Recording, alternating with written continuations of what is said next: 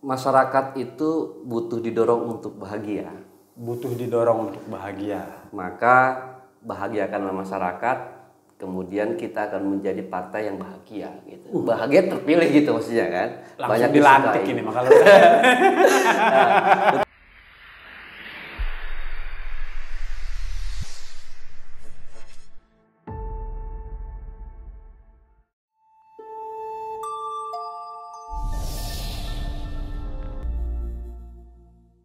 Assalamualaikum warahmatullahi wabarakatuh. Selamat datang di Bagus Podcast. Kembali kita akan bincang-bincang di bulan suci Ramadan, tentu bersama tamu-tamu spesial. Nah, khusus edisi kali ini sudah ada tamu spesial. Kita akan sapa dulu. Assalamualaikum Bang Teguh. Waalaikumsalam Bung Saprol. Alhamdulillah. Bulan suci Ramadan aman ya? 10 hari pertama Alhamdulillah. masih lancar. Insya Allah lancar. Nah, di samping Saprol ini, Bang Teguh ini Ketua Ikatan Wartawan Online Provinsi Banten. Tapi yang akan kita bahas bukan dari sisi jurnalisnya. Kita akan ngobrol, ada kegiatan yang sedang disiapkan oleh Bang Teguh. Apa itu? Kita akan pancing dulu dari awal nih. Kang Teguh, ini Siap. Infonya di Provinsi Banten banyak sekali wartawan-wartawan senior yang sudah mau meninggalkan profesi lamanya. Nah, betul itu ya? Bocorannya kayak bener. Nah, kami juga mendengar salah satunya adalah Bang Teguh yang akan mencoba terjun ke dunia politik tahun 2024. Oh, iya. Ya benar itu. Nah, silakan sapa dulu Sobat Bagus, Kang Teguh. Terima kasih sahabat Bagus dan kru Bagus yang ada di studio. Ya memang peristiwa hari ini peristiwa yang ingin kita ingin kita jadikan sejarah gitu. Mana pesta demokrasi di tahun 2024 kita ada di menjadi bagian daripada itu gitu. Tidak hanya melihat gitu. Sudah kelihatan kan kayak ngomongnya udah beneran kayak politisi ya. Padahal bilang aja doanya sampai caleg gitu ya. Sapra mancingnya begitu. Kita langsung agak lebih dalam. Dari partai apa Kang Teguh? Dan mau di DPRD mana? Insya Allah dan sudah pastilah saya di Partai Gerindra. Partai Gerindra. Ya. Untuk di Kota Serang. DPRD Kota Serang. DPRD Kota Serang. DPRD Ibu Kota Provinsi Banten, Sobat Bagus. Tapi ini menarik. Beliau dulunya kerja di BOS di media nasional yang punya partai politik. Tapi beliau tidak milih partai mantan bosnya. Ini ketahuan banget keluar dari kantornya dulu ada masalah. Oke, kenapa Gerindra Kang Teguh? Apa itu milenial atau emang idola Bang Teguh di sana atau banyak mantan-mantan jurnalis senior juga yang di sana? Mungkin ada yang kami penasaran ini. Menarik memang ya. Kenapa saya di Gerindra? Jodoh kali ya. Jodoh. Tapi memang itu sebuah pilihan politik. Sebuah pilihan politik. Pilihan politik.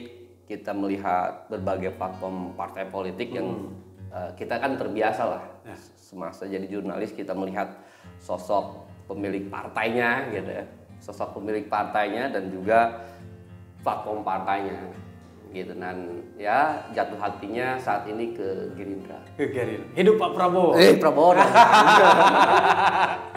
Sobat Bagus, Kang Teguh ini puluhan tahun jadi wartawan Sindo, koran Sindo. Dan itu MNC Group. Ya. Harusnya ke partai yang sebelah, tapi beliau tadi sampaikan mungkin jodohnya memang di Gerindra. Kenapa menjadi menarik obrolan kita di bulan Ramadan tahun 2023 ini? Karena Ramadan tahun depan status Bang Teguh ini sudah pasti berubah. Apakah caleg sukses atau caleg gagal? Kalau caleg sukses, kita podcastnya di DPRD Kota Serang dong Iya ya. dong. Iya. Mudah-mudahan kita doakan. Kang Teguh karena Kang Teguh nggak sendirian. Oke. Banyak juga ternyata senior lain yang juga sama. Bahasa kaminya wartawan junior ini jurnalis banting setir ke politik. Betul.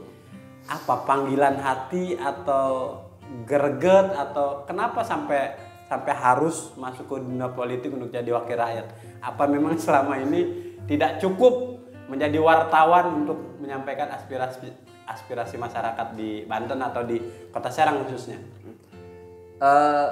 Sebagai politisi memang ini adalah terusan sebetulnya dari tugas gitu. Jurnalis punya fungsi melakukan kontrol sosial dan segala macam. Begitu juga DPRD ketika kita menjadi anggota DPR. Ada fungsi kontrol yang memang sama-sama fungsinya. Ketika kita belum jadi anggota dewan, jadi jurnalis, kemudian kita menjadi anggota dewan, sama-sama punya fungsi pengawasan. Oke, tetapi ada hal yang menarik sebetulnya, ada dua fungsi yang tidak bisa kita lakukan. Nah, dua fungsi ini, yang satu adalah fungsi bagaimana kita menyusun budgetnya untuk kepentingan masyarakat. Kan kita sudah banyak mendengar nih aspirasi asupan masyarakat dan segala macam. Nah, gitu. Dan itu akan menjadi fungsi kita ketika kita bisa menganggarkan itu. Oke, satu lagi? Ya tentu kan ada legalnya, gitu. Ada legalitas yang memang kita pengen sekali beberapa keputusan kita itu memang terlindungi secara hukum. Bukan karena wartawan nggak punya kendaraan dinas, kalau jadi dewan punya kendaraan dinas, bukan itu ya? Enggak juga sih. Enggak juga. Atau wartawan sibuk nyari iklan, kalau udah jadi dewan nanti Bang Teguh bisa ngasih iklan ke Saprol ya? Ya itu mudah-mudahan bagian daripada lompatannya gitu. Bagian daripada lompatannya. Tapi menarik, balik lagi ke tadi partai yang dipilih Kang Teguh. Kenapa akhirnya masuk panggung politiknya di 2024? Kenapa nggak 2019? Karena kalau bicara soal Gerindra, 2019 adalah masa jayanya Gerindra di Banten. Ketua DPRD Provinsi Bantennya dari Gerindra. Sekarang kita punya pepatah, mempertahankan jauh lebih sulit daripada merebut. Nah, Gerindra 2024 masuk pada kategori itu. Apa memang 2019 belum siap dan 2024 baru siapnya, atau memang sudah saatnya sekarang saya berhenti dari jurnalis dan mengabdinya sebagai anggota dewan? Ya, kalau hitung-hitungan waktu memang saya per November 2021 pas Covid berarti ya? Pas Covid saya harus ke Jakarta dan saya memilih tidak ke Jakarta, gitu. Tidak ke kantor, suruh balik gitu. Ke Jakarta, saya tidak memilih ke Jakarta, saya mentap untuk di Serang lah gitu. Dan memilih sebelumnya belum tertarik saya. Terus terang saya belum tertarik menjadi anggota partai politik ataupun kita mencalonkan menjadi anggota dewan gitu, menjadi calon atau bakal calon saat ini kan belum tertarik gitu. Masih asing gitu. Tapi kita kan tahu gitu memang beberapa partai, apalagi saya kan memang bersentuhan dengan partai politik ya. MNC nggak jauh dengan Perindo gitu. Tetapi disebut juga Sobat Bagus akhirnya. Oh iya, nggak masalah. Karena kan kita itu fakta ya, tidak bisa saya keluar dari fakta itu. Tetapi saya lebih menarik kenapa ke Gerindra. Gerindra itu punya kasus besar di Banten ini. Untuk di Banten, dan saya sangat kok ini kenapa bisa besar, hebat banget gitu tuh. Jadi penasaran gitu. Dan ketika saya mencoba masuk ke dalam partai itu memang luar biasa, roda partainya bergeraknya luar biasa. Tapi kultur keluarga memang Gerindra juga? Ada irisan ya, sedikit ya. Ada irisan sedikit. Kalau boleh cerita ke belakang. Ya. Almarhum bapak saya itu dulu pernah di penerangan. Kalau dulu tuh penerangan apa ya? Sekarang Koninfo kali ya. Oh, Kominfo. Zaman Harmoko dan segala macam. Dan keluarga besar saya memang keluarga besar PNS. Dan bapak saya terakhir itu di Sospol, sosial politik. Kalau dulu jadi PNS di Kabupaten Serang. Jadi ada rentan yang terbiasa di rumah, memang sangat dekat gitu dengan sentuhan-sentuhan yang saat ini ada budayanya yang ada di Gerindra. Oke. Ya gitu tuh. Itu Artinya saja sebetulnya. Udah klop ya. Ya udah klop. Jadi memang sudah kultur itu itu sudah sangat kultur udah, sejarah tadi udah. Ini yang paling penting kalau jadi caleg. Punya modal emang nyalon. Berat. Tapi ya apa ya? Kita kalau pakai bahasa Sunda apa ya? Gitu kan. Kalau mau kita buat kolak itu kan, kan harus ada santannya. Dan kita sudah punya kelapanya. Oke. Kita tinggal press menjadi santan menjadi kolak gitu aja gitu. Oke.